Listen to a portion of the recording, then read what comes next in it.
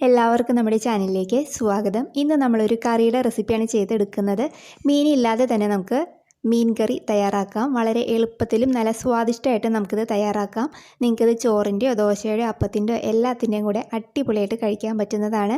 അപ്പോൾ നിങ്ങൾക്ക് ഇഷ്ടമായാൽ ട്രൈ ചെയ്യുക. കൂടാതെ നിങ്ങളുടെ ഫ്രണ്ട്സിനും ഫാമിലിക്കും ഈ റെസിപ്പി വീഡിയോ ഒന്ന് ഷെയർ ചെയ്ത് കൊടുക്കാൻ മറക്കല്ലേ. ആരെങ്കിലും നമ്മുടെ ചാനലിലേക്ക് ആദ്യമായിട്ട് വന്നിട്ടുണ്ടെങ്കിൽ ഒന്ന് ചാനൽ സബ്സ്ക്രൈബ് ചെയ്യാനും മറക്കല്ലേ. അപ്പോൾ നമുക്ക് മീനില്ലാത്ത മീൻ കറി വളരെ എളുപ്പത്തിൽ തയ്യാറാക്കി എടുക്കാം. അതിന് വേണ്ടിയിട്ട് സ്റ്റവ് ഓൺ ചെയ്തൊരു പാത്രം വെച്ച് കൊടുത്തിട്ടുണ്ട്. നിങ്ങളുടെ കയ്യിൽ മൺചട്ടി ഉണ്ടെങ്കിൽ അത് എടുത്തോളൂ കേട്ടോ. അപ്പോൾ അതൊന്ന് ചൂടായിട്ട് വരുമ്പോഴത്തേക്കും ഇതിലേക്ക് 2 ടേബിൾ സ്പൂൺ വെളിച്ചെണ്ണയാണ് ചേർത്ത് കൊടുക്കുന്നത്. വെളിച്ചെണ്ണ തന്നെ എടുക്കുക, അതായിരിക്കും നല്ല ടേസ്റ്റ്. വെളിച്ചെണ്ണ ചെറുതായിട്ടൊന്ന് ചൂടായിട്ട് വരുമ്പോഴത്തേക്കും ഇതിലേക്ക് 2 മീഡിയം സൈസ് തക്കാളി ഇതേപോലെ ചെറുതായിട്ട് അരിഞ്ഞത് ചേർത്ത് കൊടുക്കുന്നുണ്ട്. നിങ്ങൾക്ക് വേണമെന്നുണ്ടെങ്കിൽ ഇത് നീളത്തിലും കട്ട് ചെയ്തിട്ട് എടുക്കാം കേട്ടോ. അപ്പോൾ അത് ചേർത്ത് കൊടുത്തതിന് ശേഷം മീഡിയം ഫ്ലെയിമിലിട്ടിട്ട് 1-2 സെക്കൻഡ് ഒന്ന് വഴറ്റിയെടുക്കുക. നമ്മുടെ തക്കാളി വല്ലാതെ അങ്ങോട്ട് വഴന്ന് പോകേണ്ട ആവശ്യമില്ല, ചെറുതായിട്ടൊന്ന് വാടി വന്നാൽ മതി. അപ്പോൾ ഇതിൻ്റെ കൂടെ കുറച്ച് ഉപ്പും കൂടി ഇട്ടിട്ടൊന്ന് വഴറ്റിയെടുക്കുക. അപ്പോൾ അതവിടെ ചെറുതായിട്ടൊന്ന് വാടി വന്നിട്ടുണ്ട്. ഈ സമയത്ത് നമുക്ക് ഫ്ലെയിം ഏറ്റവും ലോവിലേക്ക് വെച്ച് കൊടുക്കാം. എന്നതിന് ശേഷം ഇതിലേക്ക് 2 ടീസ്പൂൺ മുളക് പൊടി ചേർക്കുന്നുണ്ട്. അപ്പോൾ മുളക് പൊടിയുടെ അളവ് നിങ്ങളുടെ എരിവിനനുസരിച്ചിട്ട് മാറ്റം വരുത്താം.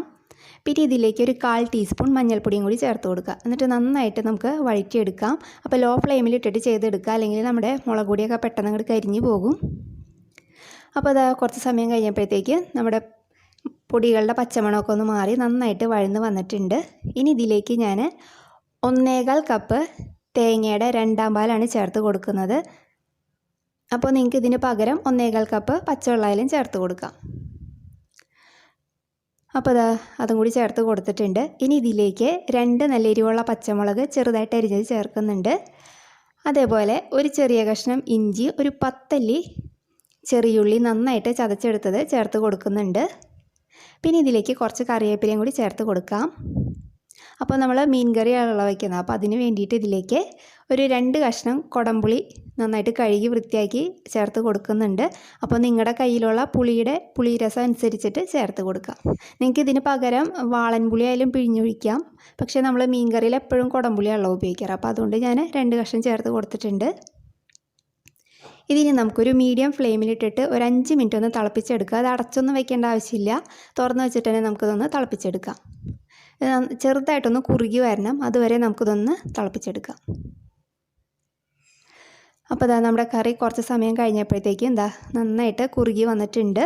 നമ്മൾ ഒഴിച്ച ആ തേങ്ങാപ്പാലിൽ നിന്ന് കുറച്ചൊന്ന് വറ്റി ഇതേപോലെ ഒന്ന് കുറുകി വന്നിട്ടുണ്ട്. ഈ സമയത്ത് നമുക്ക് ഇത് ഫ്ലെയിം ഓഫ് ചെയ്തിട്ട് മാറ്റി വയ്ക്കാം. അപ്പോൾ നിങ്ങൾ ഈ തേങ്ങാപ്പാലിന് പകരം ആദ്യമേ വെള്ളമാണ് ചേർക്കുന്നതെന്നുണ്ടെങ്കിൽ ഈ സമയത്ത് ഇതിനകത്തേക്ക് ഒരു 1/2 കപ്പ് തേങ്ങാപ്പാൽ 1ാം പാൽ ചേർത്ത് കൊടുക്കണം കേട്ടോ. ഞാനിപ്പോൾ 2ാം പാലാണല്ലോ തേങ്ങാപ്പാൽ ആദ്യം ചേർത്ത് കൊടുത്തത്, അതുകൊണ്ട് പിന്നെ ഇതിനകത്തേക്ക് ഇനി തേങ്ങാപ്പാൽ ചേർക്കുന്നില്ല.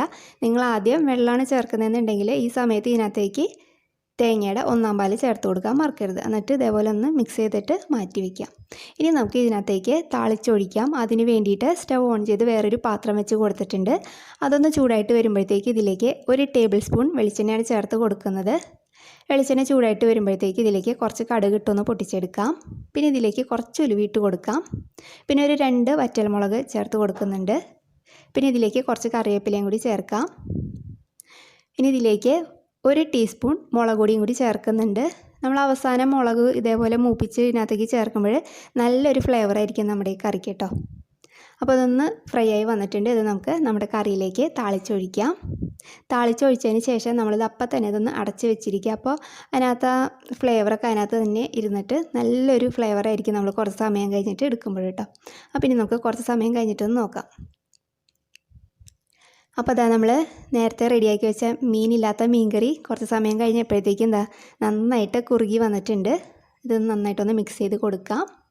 അപ്പോൾ വളരെ എളുപ്പത്തിൽ തയ്യാറാക്കി എടുക്കാൻ പറ്റുന്ന മീനില്ലാത്ത മീൻ കറി ഇവിടെ റെഡി ആയിട്ടുണ്ട്. അപ്പോൾ നിങ്ങൾക്കിത് ഇഷ്ടമായിട്ടുണ്ടെങ്കിൽ എന്തായാലും ഒന്ന് ട്രൈ ചെയ്ത് നോക്കാൻ മറക്കരുത്. നല്ല സൂപ്പർ ടേസ്റ്റാണ്. അപ്പോൾ നമുക്ക് നല്ലൊരു വീഡിയോ ആയിട്ട് അടുത്ത ദിവസം കാണാം. താങ്ക്